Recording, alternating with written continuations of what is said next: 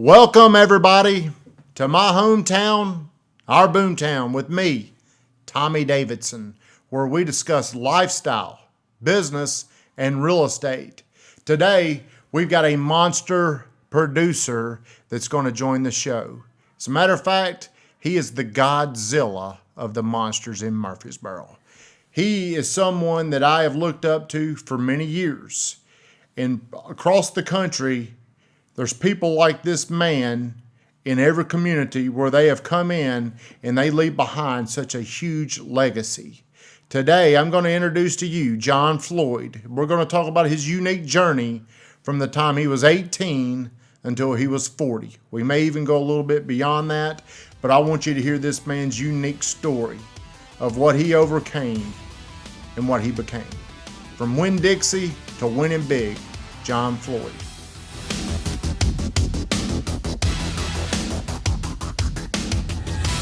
Hey guys, welcome back to my hometown, our Boomtown. We've got John Floyd, the monster producer, Godzilla, is here with us. John, thank you for coming in. Glad to be here. I'm very excited. I don't know if you've ever experienced anything this big in your career, but I'm at the absolute peak. Guys, like I told you, we're going to focus a lot on John's early life, so I'm going to ask John a lot of questions about where he was at. We'll go back to your senior year of high school and kind of where your mindset was. And you graduated from Oakland High School, right? That is correct. And are you originally from Murfreesboro, or tell me a little bit about your childhood. Then we'll get into your 18 and up years. Actually, I was born out there at the Air Force Base in Smyrna.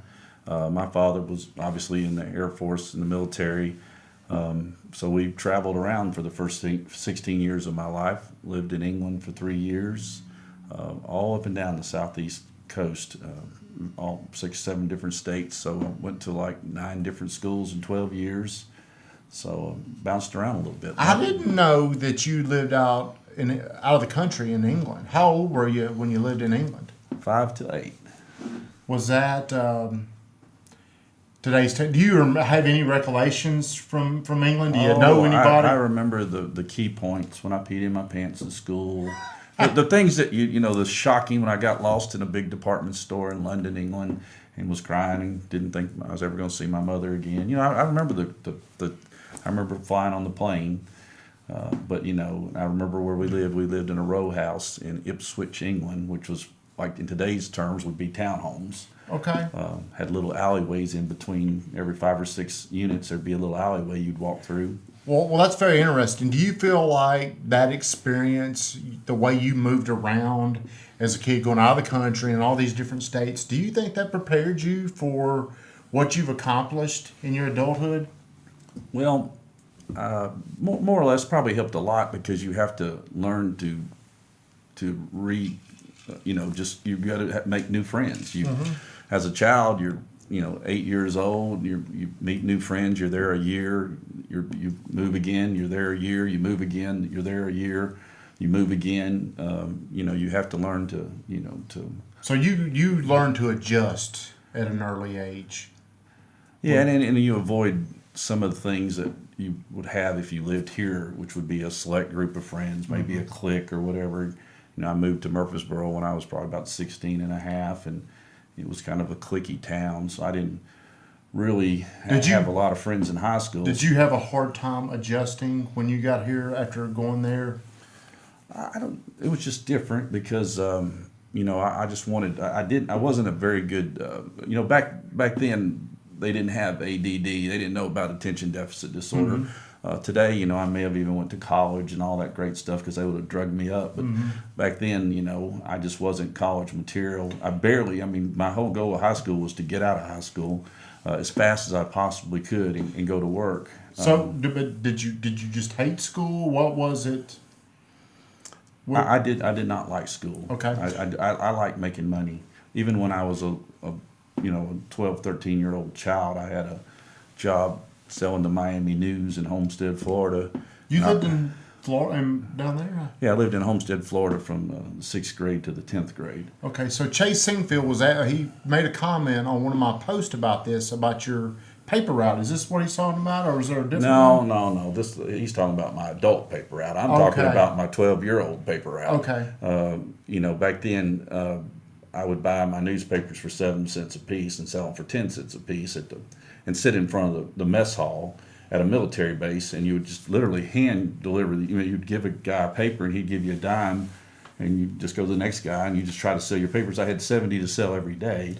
Now, did you put the money up yourself, or did your father or your parents help you with that, or is that? Well, I mean, it wasn't a whole lot of money. No, you're kind of your own little business, because you had to buy your papers and then you sold them. But if you had 6 or 8 or 10 that didn't sell, you get a credit for it. So I mean, it wasn't life or death. But back then, how much money do you feel like how much do you think you were making back in those days? Oh, I was making $2.10 a day. $2.10 if I sold all 70 papers. Sometimes some people would give you a quarter, so you'd get a 17-cent tip. So let's fast forward to when you were at Oakland High School, correct? 16 years old. I guess you're sophomore, junior year. What was your mindset? Were you focusing on a job? Did you have a job at that time? What was your mindset when you were junior in high school in a kind of an unfamiliar territory? You just moved here. My mindset was one thing: to save enough money to buy a car. So you wanted to buy a car. So I didn't know anybody when I moved to Murfreesboro. My family, of course, was originally from here, but they couldn't really help me get a job. So I got a job at Shoney's as a busboy -- dishwasher, making $2.25 an hour, and I worked 20 hours a week. I worked, actually worked 22 hours a week. I worked 11 hours Saturday, 11 hours Sunday, and I made $42 a week. Saved 35, spent 7, and just did that till I had enough money to buy a car, and then from there it went straight downhill. Well, what was your first car? My first car was a '68 Camaro. 68. So did you identify that Camaro before, or did you save up the money? No, it just happened. I paid $700 for that car. I owned it 3 days, and the motor blew up. So during this 3 days in the motor blew up. So that was the start of the money pit. So during this time period, you were really developing this entrepreneurial mindset. Oh, no question. My family makes fun of me because they said I was like that when I was a little boy. But during this mindset or building phase, at that age, were you thinking one of these days I'm going to be a multi-millionaire, or is this? Oh no, I never even dreamed about what happened to me growing up. I mean, I just wanted to get a job and be somewhat independent. That was my goal. That didn't come into play until I got a little older, that I started thinking that. Well, let's fast forward to that. Let's say you're 18 years old, you're out of high school, and I guess you elected college is not even something I'm interested in. No, it really wasn't an option for me. When I got out of high school, I went to the unemployment office, and they said Winn-Dixie was hiring manager trainees. And I thought that was awesome. Be inside, air conditioned, manager trainees per se.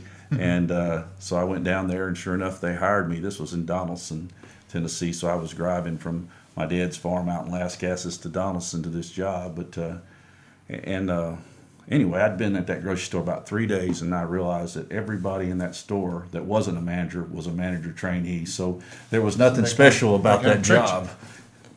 So how old were you when you started at Winn-Dixie? I was 18. 18. How long did you stay in the Donaldson Winn-Dixie? Oh, probably 3.5, 4 years. 3.5. So we're up to about 21, 22, 23 Right. years old. So did anything happen during this time when you were 22 years old, did you start looking at a new venture to get into? What was that? What was after Winn-Dixie? One day when I was at home watching TV, a guy came on talking about real estate. I was 23 years old, and he was talking about all the different things you could do in real estate, mainly income-producing properties that would allow an average Joe to become financially independent over a period of years, and that interested me quite a bit, because it kind of pushed my button for some reason, because prior to that I just really didn't have any motivation at all other than to pay for my car and run around and have a big time all the time. So people that knew you 21, 22 years old, were they betting on a future millionaire, or did No, they I'd look say at that. you? I'd say they're betting on me being a complete deadbeat because I was not very motivated. All I wanted to do was make enough money to pay my bills and go out and have some fun, do what young guys do at that age. I know, I've been there. Well, maybe we'll get to this a little bit later, but one of the things a lot of people would like to know is you have an incredible drive, and that. Where did that come from? We're going to come back to that. But so you're watching these infomercials. I don't know if it's Carlton Sheets or somebody like that, but we still see them today. So you're sitting there and you're watching it, and you're going to figure out a way to have passive income coming in by investing in real estate. Correct. I went to 2 or 3 of those seminars, and only one of them made any sense. And the guy's name was Charles Givens, and he's written several books. Of course, this is a long time ago. This was in '83 through '85. But the guy's strategies made sense. The other ones, to me, the ones I went to, were all about selling books and tapes. It was really just a scam to snag you out of your money and get you down the road as fast as you could. But this guy's made sense, and part of his strategy was, it takes money to make money. And if you don't have any money, you're just kind of out of luck. So either you just stay broke, or you go out and figure out other sources of income, and you invest in income-producing real estate, which to me was rental houses. Well, let me ask you. Sorry to interrupt you. Back in that time period, how much would you say a income-producing house would cost? Back then, they cost anywhere from $35,000 to $45,000. How much money were you making at Winn-Dixie? I was probably making $11.50 an hour. Did you guys back then? How much money did you have to put down to buy a home? Anywhere from $3,000 to $5,000, $3,000 to $4,000. Okay, so you was your goal after going there? I'm going to save up this money and I'm going to buy a house and live in it, or were you going to buy it and rent it out? What was your first strategy? Well, in that seminar, part of what he taught you was that if you bought one house and you say you owned it 10 years and you bought it for $100,000, and in 10 years you sold it for $150,000. You didn't really gain any ground, because the next one you buy was going to be 160 or 180 or 200. Right. So you really weren't gaining any ground. But if you own 10 rental houses and they were 100 and they went to 150, you don't have to. You could sell 10 and you don't have to go out and buy 10 more. So I mean, it's just other people's money. Using other people's money to make money. So how many do you remember buying before you actually got into real estate as a profession? I bought 5. 5 of them? I bought 1 to live in, of course, and 4 as rental houses. And how old were you when you bought your first home? I was 23. 23 years old. So I'm going to assume that if we're going to do the John Floyd timeline, at 23 years old, you don't have a whole lot of money. No, I don't have squat. So 23 years old, we're buying our first home with maybe $3,000 to $5,000 down. Correct. So about this time, I think you probably met Howard Ball. That's exactly right. So if Howard, and Howard is someone I hope I can get on this show, because John was on here last time, and Howard's been very influential with a lot of people in this town. Did Howard Wall really change John Floyd's life about where he could be? I mean, who knows what could have happened, but how influential was Howard in your life? Oh, Howard, well, what to tell the story, I was buying these rental houses, and I bought 4 out of the 5 of them. Went through Snow and Wall Realtors, and I didn't understand how real estate worked as far as commissions go. So I just bought it from whoever had the sign, or whoever it was. I didn't understand how it worked, but anyway, I was in there a lot looking at stuff, and I didn't have enough sense to use the same realtor. I just bounced to whoever had the sign, but I met Howard and Sally, and bought 1 from Sally, or maybe 2 from Sally, 1 from Howard and 1 from another agent. But anyway, Howard got to knowing me and would take me to dinner and talk to me all the time, and he just really was pushing me really hard to quit my job at Winn-Dixie and go into the real estate business. Did you feel like you had a natural skill set, or was that something that you just said, I'm a worker, I can make this happen? No, I truly thought that was probably the last thing that I needed to do, because I didn't feel like I had any sales ability whatsoever. And of course, what he wanted me to do is come and be a salesperson at Snow and Wall Realty. But eventually he talked you into making that move, correct? Correct. What were your fears at leaving $11 an hour, buying a few rental properties?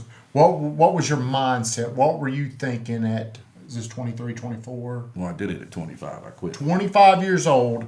Did you have a tremendous amount of fear? What were your thoughts to go from got this little bit of a salary to now I'm jumping into, I'm becoming an entrepreneur?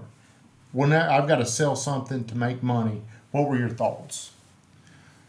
Well, when you get motivated in life, you get motivated. I mean, when you're motivated, you're motivated. So I went from when I went to that seminar to going to buying rental houses. At the same time, my career at Winn-Dixie started taking off. So I went from being just basically a stock guy, putting up cans on the shelves or whatever it was that day I was doing, to getting into management and actually going up the management chain. So when the situation came at work one day and they asked me to do something different and it just wasn't a good thing for me, I called Howard the next day and said, Howard, I want to try this real estate stuff. I said, as hard as I work, if I fail at selling real estate, then I'll just get another job at another grocery store, working my butt off just like I was there. Right. I didn't feel like there was some risk involved in it, but it wasn't enough risk to keep me from doing it. So at that point, I knew by that time I kind of caught on this real estate stuff. So I sold one of my rental houses, which created about $6,000. Now back then, not that you're old, but that was probably worth a lot more then than it is now. So did that allow you to kind of jumpstart into your career by doing that? No question. It gave me some fallback money. So I did that, and I stayed at Winn-Dixie probably for 5 or 6 months after I realized I didn't want to do this anymore. So during that time, of course, I was saving my money. And then I of course went to all the real estate classes, did all this stuff, and at when your anniversary date, which was my 7th year anniversary, they would pay you, if you wanted to, you could collect all your vacation days and all your sick days just in a check. Oh, okay. So of course that was my magic formula. I was waiting until that date went by, and put in for basically 4 weeks' pay. Was there anything else you were doing during this time, up until 23, 24, 25 years old, that was helping you accumulate? Oh, okay. Well, we skipped that part of the story. Obviously, when the man said, it takes money you got to have money to, you got to invest this money. If you don't have any money, you're out of luck. So at that point in time, at 23 years old, I started delivering the Tennessee newspaper at 4 in the morning, and then as an adult, I started mowing grass. Mowing yards too? Mowing yards. So when I wasn't at Winn-Dixie, wasn't delivering the newspapers, I would mow grass. That's how I came up with the extra money every 5 or 6 months to buy a rental house, was these oddball jobs. Because that was just, I was bound and determined I wanted to buy 2 rental houses a year for 10 years. My strategy was, if I had 2 rental houses in 10 years, I'd have 20 of them. The first ones I bought, the debt would be down. Right. So it was just the strategy was, if using other people's money, that I would be financially independent. It wasn't about being rich, wasn't being about, it was about, your houses would be paid for at some point in time. There was nothing about getting rich about this deal. This was just a way to get, it's a way to, when you got in your 50s, that you'd have all these houses paid for. You could, back then you think you want to retire. That's right. And of course that's crazy talk, but at the time that's what my goal was. So your mindset at that time was, I'm going to do this, and I'm going to have enough money to retire on by the rental income that's coming in. So our mindset, I guess your mindset, is going from where you were at 16 to 18. Now it's kind of expanding a little bit. So a lot of what I'm going to talk about is really, how do you get to a mega, not to embarrass you, but this guy's obviously a mega wealthy person. So I'm trying to discover your mindset as you're at 18, then 23, 24, 25. So now we're selling real estate. Did you feel like at 25, 26 years old, you were having a lot of success selling real estate? No, actually, my first couple of years, I basically made about the same amount of money I was making at Winn-Dixie at the time. So I mean, I didn't start out setting the woods on fire, but in real estate, you know, you really got to pay your dues. So the first couple of years, I made in the mid 30s in real estate, but the third year, I made about $120,000. What? Okay. What happened in that? Did anything special happen in that third year? Well, I figured out after the first year that new houses sold a whole lot better than old houses. And, you know, an existing listing, you know, they say listings are the lifeblood of the real estate business. Right. And I'm going back on memory. Obviously, I haven't done this in a long time, but, you know, listings is the lifeblood of the real estate business. And, you know, but an existing house, you know, if your listing's 3 months, 6 months, whatever it may be, you know, at the end of the deal, if it doesn't sell, you're at zero. Your time's gone. Your energy, your advertising, whatever you put into the deal is gone. Right. But with a new house, purely from a real estate agent standpoint, that house has got to sell. I mean, it's not going to sit there empty forever. The builder has got to move it. So, you know, I set out on a mission to get in the new home building business, or new listing home business. You know, I was wanting to go out and list new homes, and then your strategy was, I'm going to go out here and find these builders. Was there one builder that you were chasing, or was there a lot of what were you thinking? What was your strategy? Year 3. We're year 3 into the John Floyd empire, we're going to call it. So your strategy, you've probably gone through some things after 2 years, and you're like, I know what I want to do. I'm going to focus on new construction. So tell me how you made that shift. Well, I went out and chased after home builders, and I met a guy, Mike Hudson, and me and him decided we'd start building houses together. So in '86 we built one house, but in '87 we actually formed the company Old South. We're gonna get to Old South's birth in segment 2. So I want to kind of keep. But let's go back on this because, you know, from '87, well, actually '88 to '92. At one time, I had 5 different home builders that I was representing as a real estate agent, which most people don't know that today. But I represented a lot of builders, and from '88 to '92, I was the top residential real estate agent in Rutherford County for those 5 years. For 5 years. Before you even thought about building? I was in the building business. I was just getting started, and they had back then. They had an award for the top real estate agent. Is that something you're proud of? Well, I was, you know, because at that time, you know, I hate for this, anyway, my good friend Bob Parks, you know, back then, if you didn't work for Bob Parks, you were almost like an outcast. And then I came along and, you know, started selling houses and started doing really well. So basically, after I won it 5 years in a row, they just eliminated the award. Oh. So it was, you know, but at the very end of those two, like 90, 91, 92, it really probably wasn't fair at that point because Old South was so big that I almost had it locked just because I had all these listings that I owned. So I don't kind of blame them for doing what they did. That was probably, it wasn't really fair. But while you're representing these other builders, was there a special skill set that you were learning? Did you feel like you're a great salesperson? I think at that time, were you actually pursuing, a lot of you people, there's a seller. There's a seller who is represented by a listing agent, and then there's a buyer that's represented by a buyer's agent. Like John was saying, he was just going into Snow and Wall when he was at Winn-Dixie and saying, hey, whoever's got this listed, I'll let you represent me, and they were getting both sides. But back in those days, were you actively pursuing buyers, or were you more focused on, I'm just going to represent builders and all the buyers will work for me, the buyer's agents? Well, you know, I feel like anytime a new agent comes into business for the first, you know, 4 to 7 years, or really year 1 to year 7 or whatever, you're going to be a sales agent per se. Right. Listings normally don't come till you get more mature in the business, that you've been in it, you've got a name.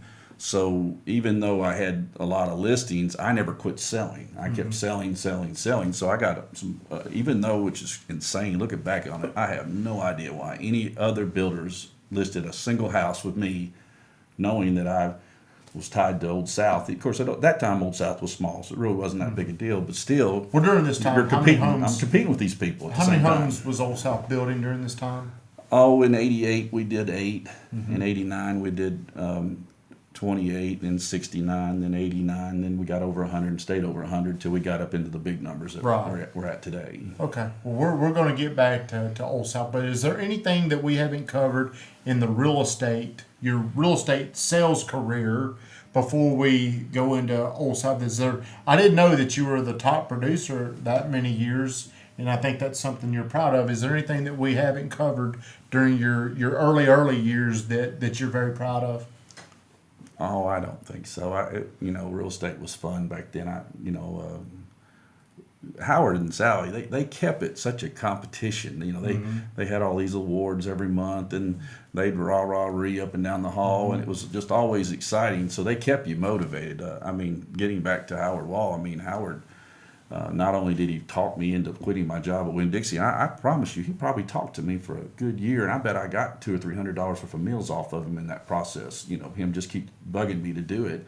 So Howard really pushed me. There's no question I probably wouldn't be in the real estate business today. I probably would be in the real estate business, but maybe not. I may still be doing rental houses. I don't know. It's hard to say, but he's definitely the cog in the wheel that made it happen for me, is getting into the real estate business full time. Well, Howard's a great man. And guys, we're going to come back and we're going to go into phase 2. We're going to call it the Old South early years. When we come back, we're going to take a quick break. We'll be right back.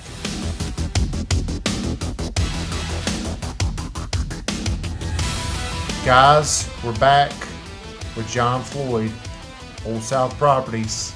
We're going to pick up here where John, we're going to go to, what year did you form Old South? You and my cousin form Old South?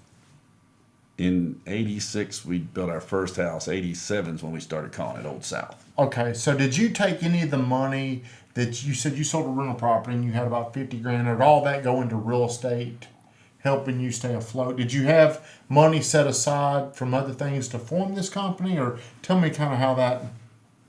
That's kind of a goofy story, but when I got into real estate, I just, I'd only been in real estate about 3 or 4 months, and I saw this house was just such a great buy that I took my money that I was supposed to be living on and put it down on this house to buy. Mm-hmm. So I started kind of being an entrepreneur around the blocks. I didn't even, I was doing crazy stuff from day one almost.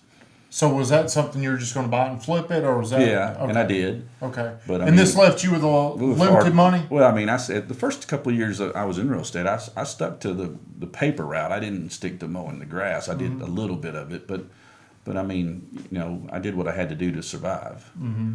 So when you started Old South, 23, 24, 25, we know you didn't have a lot of money. How old were you in 87 when you started? Oh, I was 27. Okay, so from how much money had you saved from the time you're 25 to 27? None. So when you started Old South, you didn't have... I didn't have any. Money. When you're saying no money, I went to Associates Finance and borrowed $3,000, like 21% on my furniture that wasn't even worth $3,000. I think people love to hear that. So when you started Old South Properties... I borrowed the money to start it. At 21% interest? Yeah, but I didn't care. At the time, it didn't matter, because I was betting that I would be successful at it. So had your mindset... I was already broke. It didn't matter. So, okay, you're a bad student, but now are you starting to see a shift by the time you're 27? How was your confidence? Let's go back to Winn-Dixie days. When I told my dad that I was going to quit Winn-Dixie, he said, "You're going to go broke." And I said, "Dad, I'm already broke. You can't get any broker than I already am." So you borrowed this money, you started this company, and I guess your first year y'all built one home. Correct. Did you make any money on the first home? Yeah, we did. We made about $8,500. $8,500. Now back Plus, then, I got a commission, and Mike got a builder's fee. Okay, so in those days, what did it cost to build? I'm assuming this was the 1,300 square foot homes. Yeah, this was over in Ravenwood. It was probably about 1,400 square feet. A little bit bigger. All brick. Mm-hmm. I think it had a 1-car garage. I think we sold that house for like $75,000. It was less than 80. Of course, back then you could buy a lot for $12,000, and we didn't have all these crazy impact fees, and water and sewer tap was $1,425, and so everything was just a whole lot less costly to do business back then. Wow. So now that money, what did you do with your 8,500? Did you just Oh, leave it in the company? we left it in the company. But you- For the first probably 3 or 4 years that Old South started, Mike got a builder's fee and I got real estate commissions, and we took nothing out of the And you're business. still representing other builders. And I was you're still representing- making, I still represent So you're other still builders. making money. So let's fast forward to year 2. Were you and Mike, did y'all have regular meetings, or did y'all ever know this is going to turn into something bigger, or what was your mindset going into year 2 with Old South? Oh, our mindset, both of our mindsets at the time was to just build as many houses and sell as many houses as we could talk a bank into loaning us money to build. Was it hard to get money in Yeah, 87, it was. It wasn't hard. It was. It wasn't that hard at the time. I mean, at that time, Calvary Bank, really had a grip on the construction and Right. development business in Rutherford County, and we pretty much did most of our business there for a couple of years, or 2 or 3 years. We did it, and then the savings and loan law changed, and they were a savings and loan. And they had a limits to one borrower rule that changed, and we had to go then. And we scattered into a bunch of banks at one time because we had no choice, because they could not loan us any more money. Now, how many homes were you building by the time that came in? We were probably building 75. 70. Okay, so we've jumped. So a she little- jumped up to probably 89 So or let's 90. let's stay in year 2. Year 2, how many did you say you built? 8. 8. 8 homes in year 2. Did you consistently make about $8,500 a home? Oh no, we were all over the board. We'd make money on one house, lose money on the next one. We But were going through our growing pains. So what was your mindset? Were you like, we're just going to keep doing it? You probably had some setbacks. Did that bother your confidence? Or did you just say, we're just going to keep plugging away?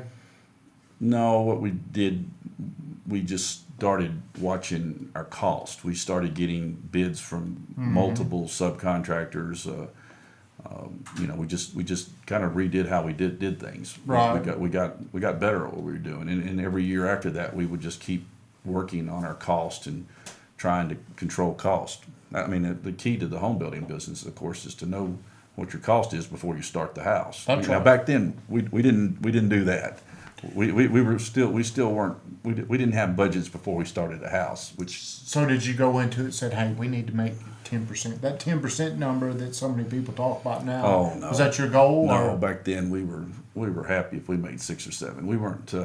We did not understand the building business the way I understand it now. Okay. So I want everybody to kind of follow along with year 2. How old are you? Year 2, I was 27. 27 years old. So now let's go into year 3. You're 28 years old.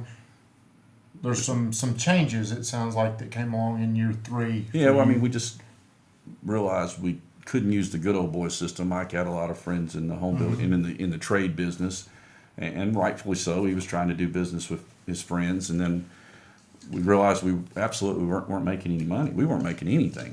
He was getting his builder fee, and I was getting my commission, and whatever we'd make on one house, we'd lose on the next one. Was it almost at the point where, like, we don't even need to keep doing this? I've got these other builders. No, we never. No, that was never a thought. We Okay. were going to fix the problem. Okay. And So you had a solution, and you're gonna fix that problem. How many homes you build your 3rd year? 28. 28 homes. Do you know about how much money you made that year? No, I can't remember. Obviously, we did start turning a profit. So 'Cause we were 28, doing good. would you say 27, 28 is when things started looking a little bit different for John Floyd? Oh no, no question. I started making 6-digit number. On my personal income was jumped into the 6-digit numbers. How did you start to look and think differently? Look at things different, start thinking different about that time? Because there probably weren't. I was an electrician through college. I worked for Kenny Jones Electric, who was kind of like my father figure. And that was probably 93. And I remember we were trimming out a house, maybe in Applewood. Yeah. And I remember you walked in and I didn't even know what you looked like. I knew who you were. And you walked through that house. You were nice, didn't really say much. And I mean, it was kind of like a calm, just kind of walked in. So that 93, how old were you? 93, I was 33. 33. So by the time you're 33, you're really, really balling. You were a baller at 33 years old. Yeah, at 33, we were building about 125 houses a Okay, year. so year 4, Year three, you're 28 homes. You finally have made that six figures, which back in those days was probably a lot more than making $100,000 today due to inflation. Yeah, I mean, back then a house was 75 grand. Where did you? What type of house did you buy? By the time you were 28, when was the Breckenridge house? I was big dogging it. I bought a house in Breckenridge at 28. 28 years old. So you had a lot of confidence. 28, in 88, the market took a downturn, and I actually bought a house that we didn't build the house. I bought a foreclosure house in Breckenridge. There was, I don't know, there was like 16 or 17 houses. Breckenridge was a new subdivision, and there was 16 or 17 houses over there, of which like 5 of them are occupied. Right. Some of them builders still had, and then the rest of them, which was substantial, was owned by banks. Okay. So there was a downturn that caused a lot of people to have some severe problems. And that might not have been 88. It may have been 90. Well, we're in the ballpark. So what is Old South strategy? Let's fast forward to roughly 1990, 1991. You're 5-6 years into it. You're over probably 100 homes a year now. Right. Does your strategy change once you get to that? When did you guys start looking at acquiring more lots and subdivisions? When did you do developments? I think 1990 was our very first development, and that was in Smyrna. It was called St. John's Wood on Old Nashville Highway in Smyrna. Right. And 1990 was a tough year. That's probably when I moved to Breckenridge, because we had to put up $1 to borrow $1, and the only bank we could get to do it, I think, was Commerce Union. It was I don't know. It was when it's in that Bank of America building. Right. Back then, the bank name was changing so fast to CNS and Sovereign, but I don't remember which one it was that did it. But we had to put up $1 for every dollar we borrowed. So by then, you've got money by the time you're. Well, so not really. I really didn't have any money then. I had my part of it. I was a third partner in that development.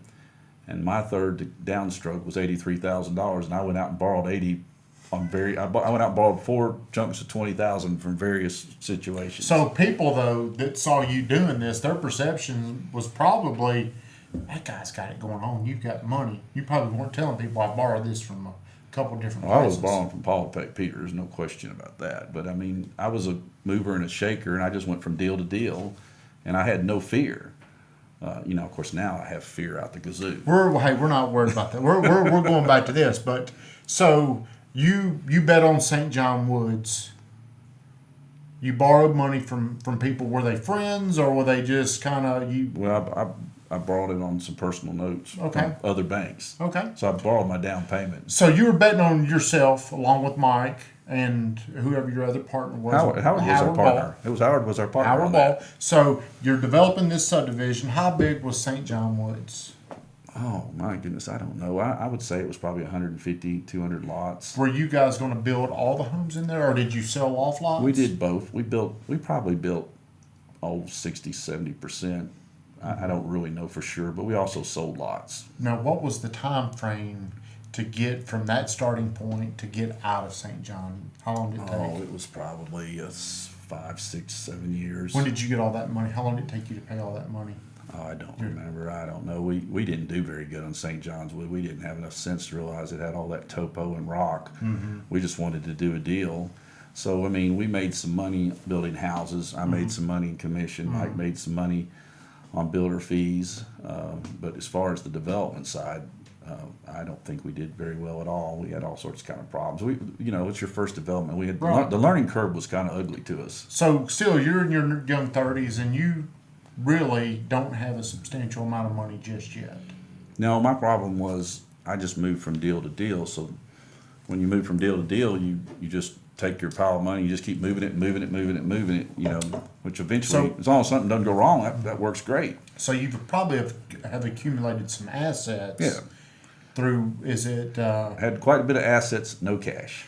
Okay. What was your assets? The rental properties? I was still doing rental properties. Was your strategy still buying a few a year? Were you continuing to do that? Just a very few. At that point, I was concentrating on the building business. Okay. So fast forward into St. John Woods. Were you guys identifying other places to go to build? Were you building in any other locations? How were you going to grow Old South properties at that point? After we did St. John's Wood, we didn't do any more developments probably for 3 or 4 years. We didn't do any developments. We went out to Foothills and out to Roanoke, and those two developments we were buying lots from.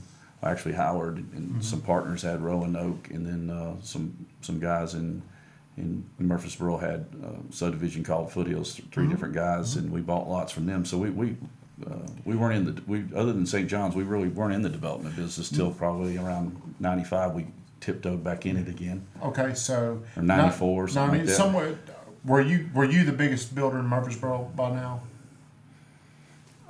Yeah, probably. If not, we were getting close. I don't know. I don't know that we were. I really don't know. About that time, 93, 94, 95, how many homes a year were you building? Do you remember? We built from like 1990 to 1997 about 125 homes, give or take 10 homes. We'd hit 130, then 120. So we stayed even for 6-7 years in a row, give or take a few houses.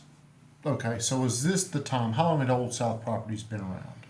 Well, in '96, of course, '96 we'd been doing business together 10 years. So this is you and Mike Hudson, you're together, so 10, 11 years. So is this the point to where things are like, I really want to go, what happened there? When did you buy Mike Hudson? When did you guys move apart? Whatever happened? In '96, Mike is 10 years older than me. So at that point in time, our strategies were different because obviously I was young and dumb and just didn't have any fear in me whatsoever. And Mike was, older and smarter and wiser, and I'm wanting to fly, and he's wanting to walk. So, it just became apparent that we needed to do something different. So Mike started his own company, building custom houses, bigger houses. River Road Construction. Yeah, River Road. It was very successful. And Mike has been, he's a very good business person. So you guys, what year was the? That was in '96. So we were together for 10 years. So 10 years. And had a very successful partnership. So that where were you in '96 as far as could you go to the banks and say, I guess, did you feel like you were starting all over in '96, '97? No. Or tell me. No. I bought Mike out, so Old South stayed intact. And he started a new company building bigger, nicer homes. So Old South really didn't change any, other than Mike went to do something else, and then I kept on growing it faster and faster. And he got to do what he wanted to do. And it was, did you go out and borrow money to buy him out, or did you just have enough assets? Because you're a risk taker. Did you have to? Actually, at that time, we had enough money to make it work without borrowing any money. So about and he got part of what he got was some assets. He got several lots that were paid for, and he also got an apartment complex that we owned together. He got the equity out of that, and then the rest he got in cash. So big time Johnny's balling in 1990. You're probably balling before that, but '96, you were the market darling. Yeah, we were the biggest builder in Murfreesboro at that point. You were big. So when you and Mike split off, what was your mindset? What did you set out to do from 1996 moving forward? Well, I wanted to take Old South Properties to building 1,000 homes a year over a period of time. Now, that never happened, but at the time, I was young enough to actually think I could do that. But obviously that never happened. But we. What's been your biggest year? As far as units go, 04, 774 houses. Do you still want to get to 1,000 homes? No, absolutely not. Have no desire to. That train is gone. Now I'm 54, and my strategy's totally different than it was at 35. So what would be your strategy right now? To be, my strategy now is real simple: is to continue to reduce debt, build cash, build equity, and minimize my risk. Okay, so what we're going to talk about now, moving forward, we've kind of gone through everything that's happened. Let's talk about the painful times, 2008. Do you mind talking about those times? No, I don't. It's no problem. Did you learn a lot throughout that process, or do you feel like you already knew? you just had to live it? Tell us kind of when did it get bad for you guys? It got bad. Well, I saw it coming, and some people say I saw it coming a little faster than some folks. But in October of 2007, I laid off 8 people in one day, which was just shocking and horrible and a terrible experience. I'm friends with you and a lot of people over there, and I know that was laying off people was something you did not want. I think that really bothered you. Oh, no question. How did you just look at it as an embarrassment? Or how did you feel? Because I mean, it's almost like you would forget. Oh, it's like you failed. You would probably go without before laying some of those people off. Did you? I mean, I know you probably greatly reduced your salary for a while. I didn't draw a salary I grew $1,000 a month so they could take out the insurance money. So for my How health long did you do insurance, that? I did it from 08 to 11. To 11. Man, that's a long. I made more money than you during those years. Everybody made more money than me. So I didn't pay taxes for 4 years.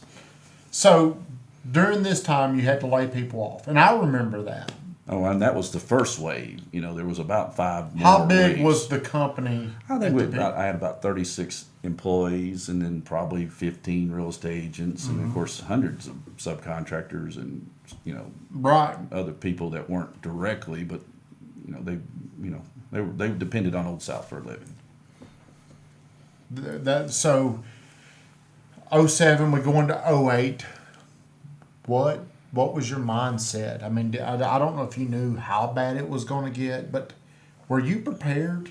I mean, I know you've made a lot of money, but were you prepared for what was coming our way? Well, actually, I thought I was prepared, but I wasn't. And I don't think anybody could have been prepared because I knew that real estate went up and down, and I knew that we'd been on a long upward cycle. I mean, everybody knew how well it was because from 95 to 2007 there was no dips. It was just it was more of an upwardly trend the whole way, and and I expected a downturn when it hit. I expected the downturn to last a year to 2.5 years. Nobody expected the downturn to last 5-6 years.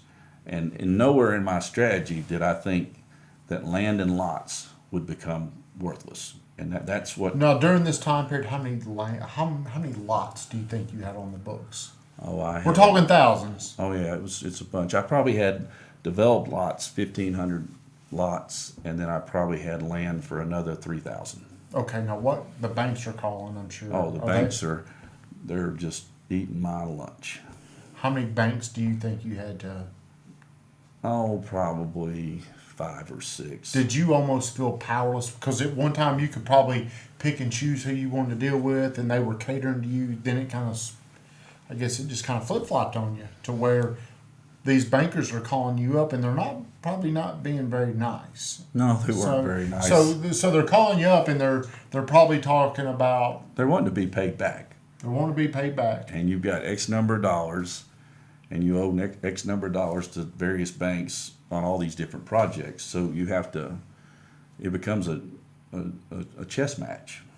It really did. So you had to. Was there ever a time where you were thinking, "I'm not going to get through this"? Oh, I would say from 2010, 2011, those 2 years, I just knew it was just a matter of when I went bankrupt, not if I was going bankrupt. So you thought you were prepared mentally. We're done. Did you really think that? Was it that bad? I really did. Oh, there's no question. What happened to get you? How did you get through that time period? Oh, I don't. That's a terrible question. I don't. I just barely survived. It was a very dark time in my life. It was very depressed. It was just. I somehow sucked it up. I mean, it was just a tough time. No, I've talked to some people, and they have said, this was the only time in my life I couldn't outsell these debts. And you probably felt like everything you touched turned to gold from probably. From basically my start in the business. So, I mean, you were kind of looked at as a prophet. I mean, if John Floyd's doing it, we need to be doing this. So you probably had a lot of self-doubt, but I guess you weathered the storm.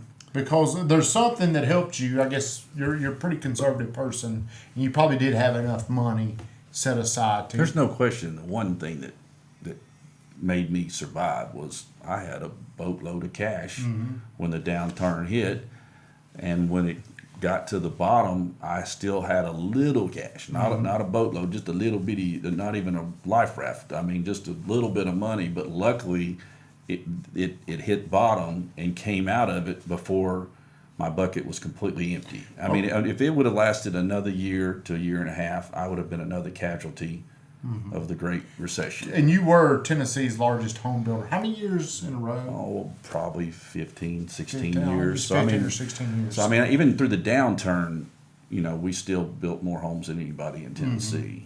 But we're going to wrap this up. But now things are back to skateboards and hula hoops. We're selling stuff. So right now you're back. Everything.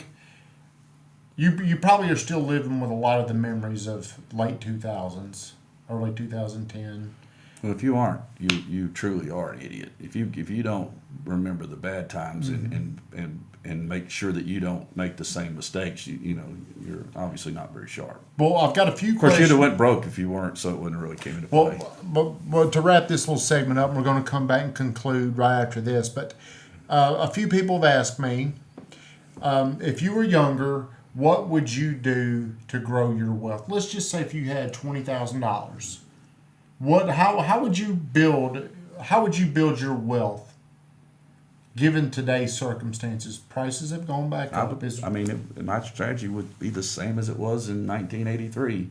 I would use other people's money and buy income producing real estate, whether it be rental houses, duplexes, apartments, commercial. It would be okay. Well, if you're a small person and the bank wants you to put down, let's just say if you could get, 20% down is what you're going to have to put down. So would you just try to save up that money and buy something, then save it up, buy something? So your strategy would really be the same as it's been? Yeah, it really would. I mean, I just don't know of anything else that an average guy working at a job somewhere could do. I mean, unless you can sing or play a guitar or something, or you're a great athlete, Looking back, what would you say has been your greatest mistake in your business?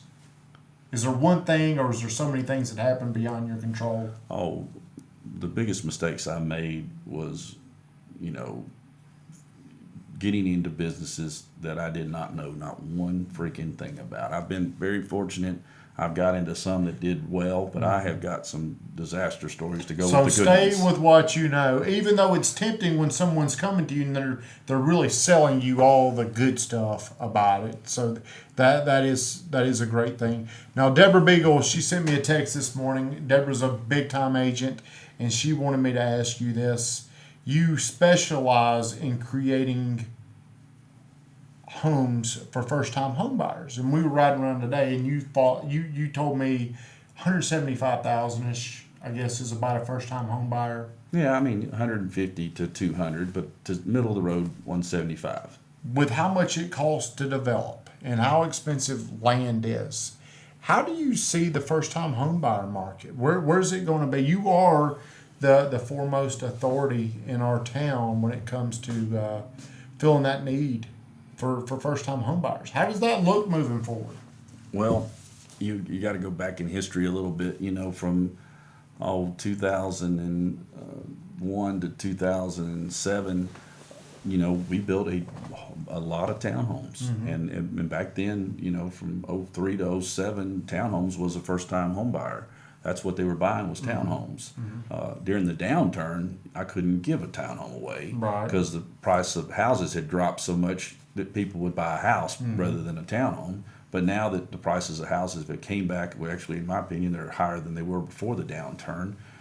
Townhomes are, coming back. It's, people, everything's payment driven, of course. You know that. Right. And so if you can get in a townhome for $800 and your rent is going to be $1,100 a month, $800 sounds like a good deal, and you own it. Right. So where are most of your townhomes priced at now? They range anywhere from, I'd say 114.9 up to 170, and then you get into the more adult senior type of unit that can be up could be $250,000. So is Old South going to become a second time buyer? Or are you going to try to sustain the first time home buyer market? Is our market, are you saying it just has to change? First time home buyers now, you can go out and rent an apartment for $1,200 a month, or you can buy your first home, and is it all relative compared to what your apartment rent's going to be? How do you base first time home buyer pricing? Well, I mean, it's all what the sticks and bricks and the land costs. So with the development is the part that's just went crazy. The cost of development, land, and what it costs for infrastructure, with all the water quality and all the new specs that the cities and counties and municipalities want. So they've pushed that. They've literally pushed almost affordable housing as to be purchased for a single family unit is almost going. It's not gone away yet, but it's getting close. It really is. And you feel like it's a shame. lot of it is just by the regulations that the local. Well, it's a combination, but that is a huge part of it. So is it not necessarily the land costs? It's more these other costs. Which, like I said, it's a combination of everything. But when you, like in Spring Hill, when I take out a building permit, it's $10,000 or $11,000. And that's before you even start the house. That's you got to add. That's just the fees to get going. In Murfreesboro, it can be anywhere from $6,500 to $8,000. I mean, Wow.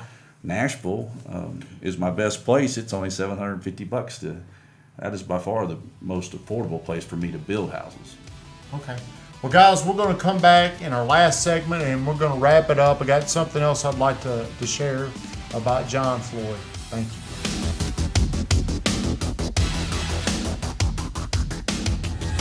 Hey guys, we're back for our final segment, and I just wanted to thank John for coming in. One of the last things I'm going to talk about is John Floyd, as you see, is a regular person that has made extraordinary gains or whatever. He's had an extraordinary life, and one of the things that really stand out to me is his heart. I had somebody else lined up, and I called John for this show, and he said, "Yeah, I'll come do it." And I was like, "Man, John Floyd's going to come do my show?" So that just really tells you he's got so many things going on in his life, and he would take time to come on here and just do this show. But some of the people that know John very well are aware of some of the gifts that he has done for people in our community. And if you don't know John, that is very unfortunate, in my opinion, because he has given away a lot of money to a lot of different people, a lot of different organizations that has benefited all of us in this community. So I just wanted to thank you for everything that you do for our community, and then just ask, where do you feel like that came from, your ability to want to grow your empire, but at the same time, when the Boys and Girls Club calls you, or if Oakland High School calls you, you're one of the first people I know that get the checkbook out and stroke big checks.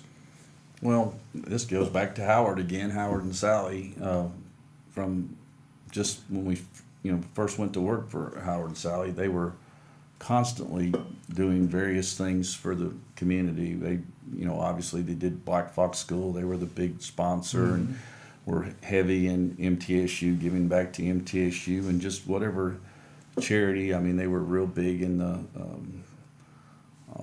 kids' home out on Woodbury Highway, the orphans' home. They were doing that every Christmas. The agents all put money together and did this. Anyway, there were just a lot of causes that they.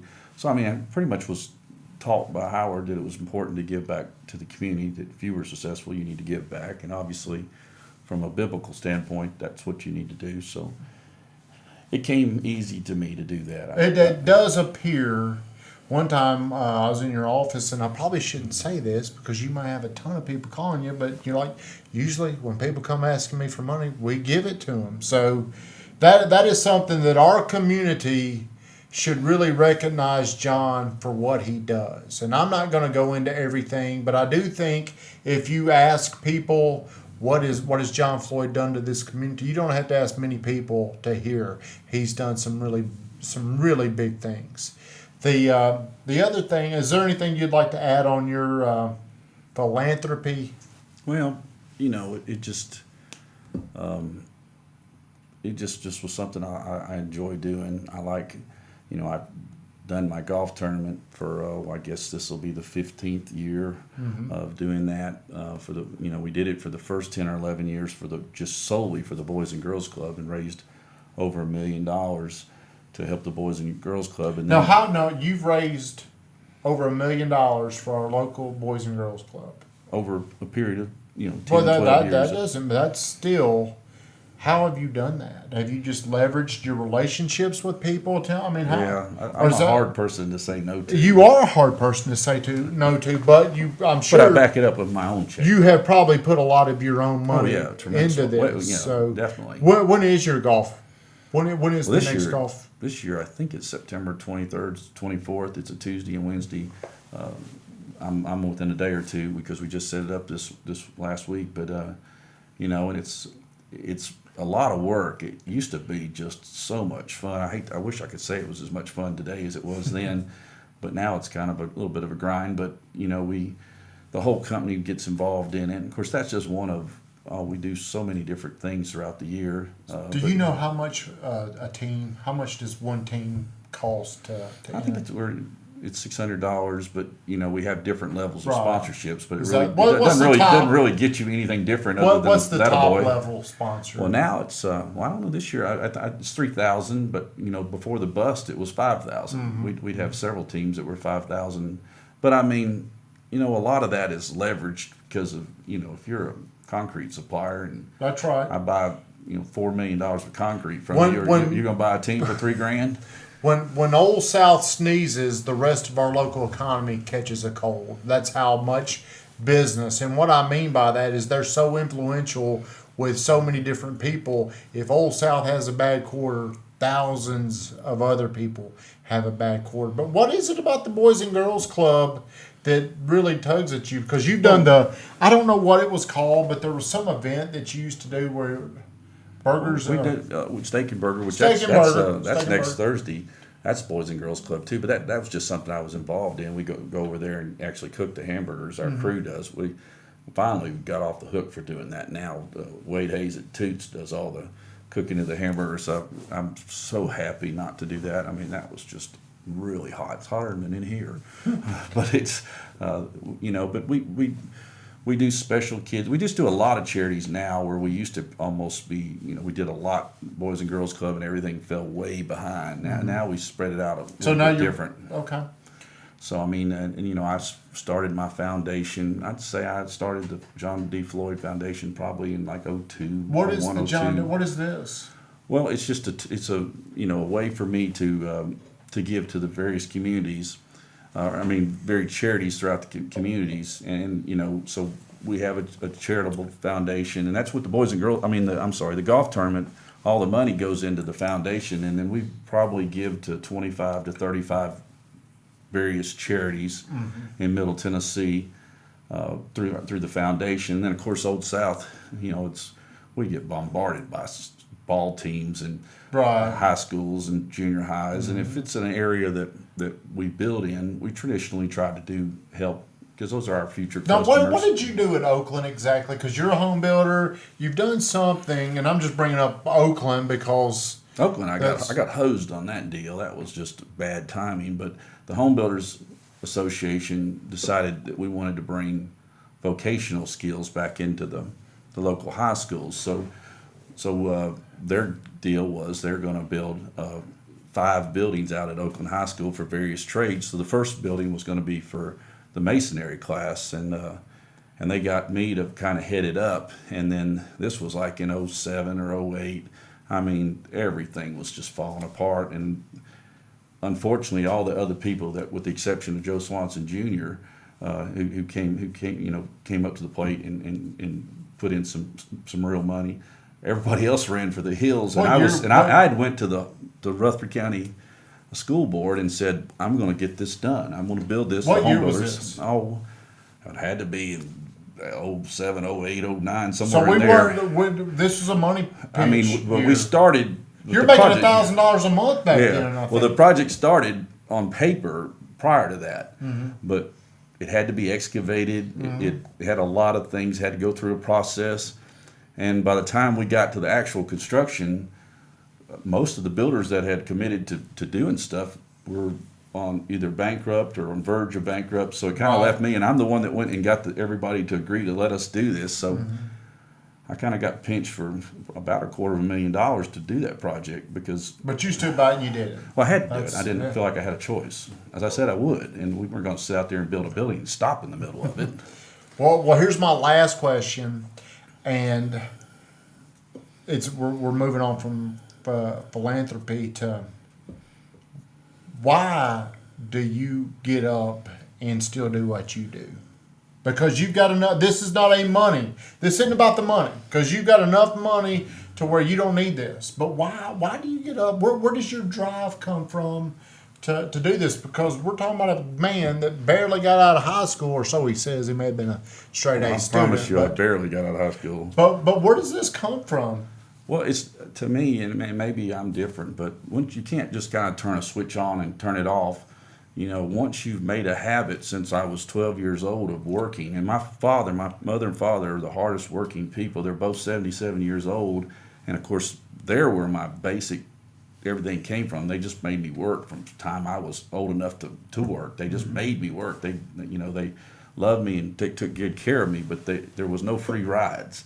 So, even in the depths of the worst part of the recession, in 2010, I would go down to my Florida home, and after about 3 or 4 days, I'd come back here because out of boredom. I mean, I'd rather come back here and fight with the banks than sit down there staring at the wall because, there's just only, I have back issues. So I can only play golf once or twice in a week, so.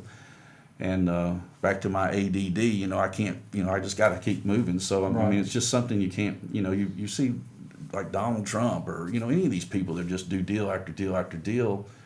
Why do they do deals? Because that's what they do. It's no different than why do we get up and go to the gym every morning like we do? Because that's just what we do. One of my buddies, Michael Bass, he's a trainer at the MAC. I told him I was going to interview you today, and he's like, you know what? I'd like you to ask him, why was he at the gym at 3 o'clock in the morning until 7? You remember that? I mean, those days. That was for my sanity at the time. That's what he asked me. Was it your stress relief? Why were you coming in there at 3 o'clock? Well, at that time, I was awake at 1 o'clock because I was just worried to death I was going to go broke. So I found it the one thing at the time that really helped me the most would be to go to the gym and get as much stress out of my body before I ever went to the real stress, which was work. Right. And, that helped me. Back then I went almost every single day. Well, guys, we're wrapping up here with this great man who has formed a great legacy for our town, our community. And I really appreciate you coming on here. And I really hope people watch this and get to know who John Floyd really is and what he means to so many people. Because he inspired me when I was a freshman in college. I wanted to be like him. I'm 41 years old. I'm not where he was when he was 41 years old. But to everyone out there, you've heard his story. At 18 years old, there wasn't a lot of people that were saying this guy's going to be a multi-millionaire. But he worked hard, and he never stopped believing, and he took risk. I think you've got to take risk, or things just aren't going to pan out the way they have. So, guys, I really appreciate you tuning in. John, is there anything that I haven't talked about that you'd like to add before we wrap the show up?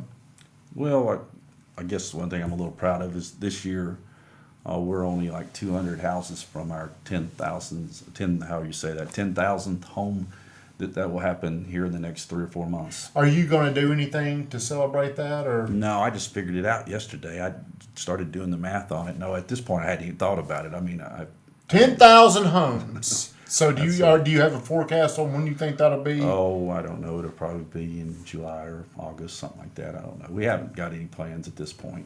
Well, Old South, Ben, some of you boys over there, we need to do something for the 10,000 homes that you have built in our town. Anything else you got? Well, they're all over Middle Tennessee. But you're Murfreesboro. Yeah, your Old South Properties is where you got your building. When is your building going to be ready? We're going to move in June. June? Yeah. Okay. Right across the street from the buildings I had to sell during the downturn. We didn't go into some of those painful discussions about what it took to get through that, but Pretty much just sell everything. But I did. including the real big home in Florida. But anyway, guys, we're going to wrap this up. John, thank you again for coming in here. It's been a pleasure. Thank you so much for tuning in.